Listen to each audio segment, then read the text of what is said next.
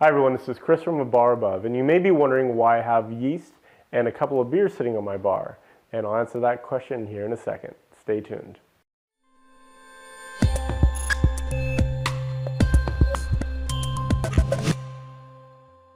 Today we're actually going to be testing out an article that I read on Esquire. It was an interview with the owner of Samuel Adams, and inside the interview, the reporter asked him a question about how does he drink all day without getting drunk, because I guess if you own a brewery, that's kind of what you do. And the owner's answer was really interesting. I never thought about this before, but he said that what he does is he consumes a teaspoon of yeast for every beer he's going to consume that day. And with the hopes, or what happens according to him, is that the yeast helps to break down the alcohol before it enters the system, thereby not allowing him to get drunk. So with Tales of the Cocktail right around the corner, this might be a really interesting idea that I might bring with me, and I'll probably be the only bartender packing little tiny packets of yeast on a plane. But we're going to check that out now and have a little bit of fun that way. So now for the one that I'm really the most concerned about. If a police officer asked me to recite this, I'd be in serious trouble. So Mary Mac's mother, making Mary Mac marry me. My mother's Mary Mac. My mother's making me marry Mary Mac. Will I always be so merry when Mary's taking care of me?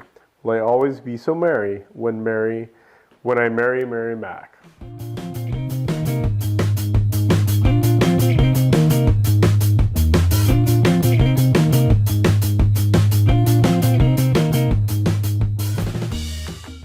So it's been about 4 days since the previous debauchery happened, and hopefully my body's had a chance to kind of recover from the tragedy that I inflicted upon it. But we're going to do the same exact exercise again, with the exception of this time I'm going to consume 4 teaspoons of active yeast and a little bit of yogurt. The article outlined 1 teaspoon of active yeast for every beer you plan on consuming, and the experiment was 4 beers, so that's what we come up with the 4 teaspoons. Other than that, everything should be the same. I'm going to drink a beer every 15 minutes, field sobriety test, and just to see if there's any big difference between the two. So let's get the party started, shall we?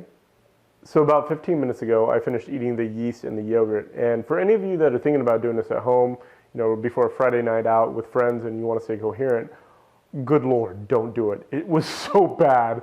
It was probably the worst thing I've ever consumed by choice in my entire life. And even if this experiment is 100% true, and I don't even get a buzz off these 4 beers in an hour, I'm never doing that again. It was so disgusting. But now that we're through it, I have my reward here. So we're going to go through the same process now. Every 15 minutes, I'm going to consume a beer, do a sobriety test, and see if there's a big difference between the yeast and just regular average drinking. So we'll see you back here in a few.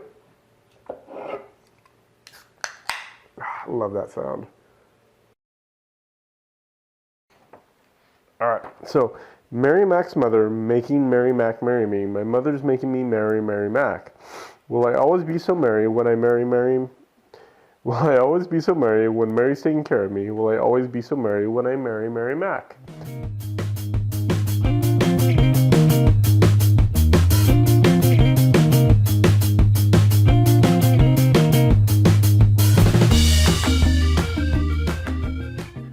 So it's been a few days since the last test where I ate the yeast and then drank a bunch of beer.